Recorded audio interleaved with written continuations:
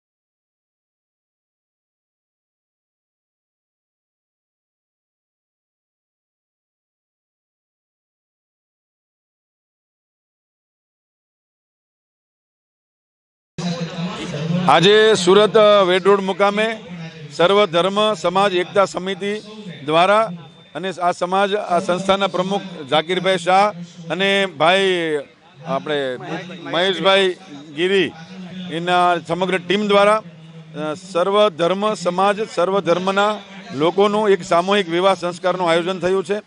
આ રીતે દર વર્ષે આ સંસ્થા સમૂહ વિવાહનું આયોજન કરે છે।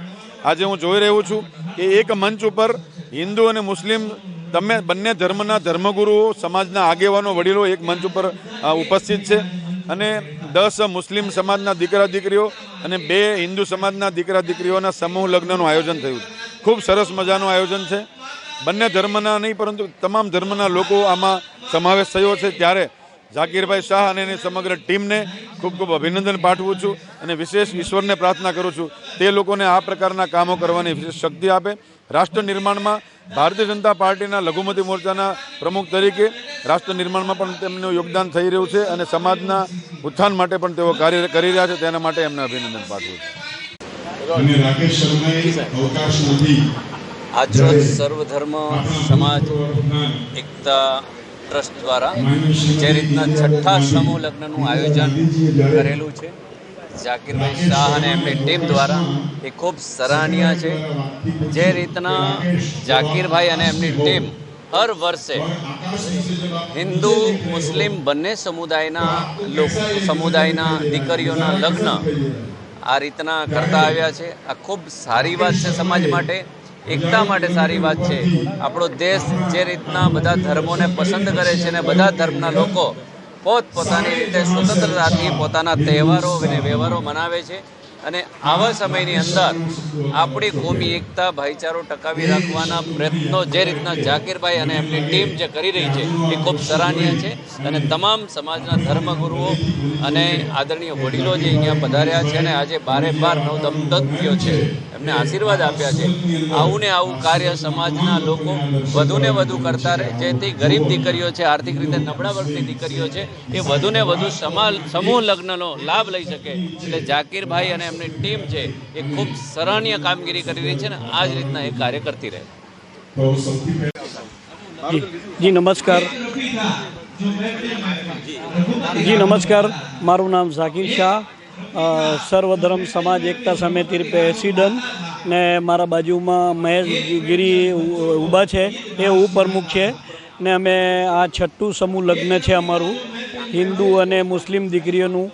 અમે આ 2017થી કરી રહ્યા છે ને અમે દરેક દીકરીઓને કોઈ મા વગરની કોઈ બાપ વગરની એવી દીકરીઓ અમે ગોતીને આ સમૂહ લગ્ન કરાવીએ છીએ ને આવતા વર્ષે પણ અમને ઉપર ઈશ્વર અલ્લાહ હિંમત આપે તો અમે દર વર્ષે આનાથી મોટી સંખ્યામાં અમે ગરીબ હિન્દુ અને મુસ્લિમ દીકરીઓનું અમે સારું પ્રોગ્રામ કરીશું. આ વખતે છે ને કે ઇલેક્શનના લીધે આ 10 મુસ્લિમ દીકરીઓ થઈ છે ને 2 જ હિન્દુ દીકરીઓ થઈ છે અમારી.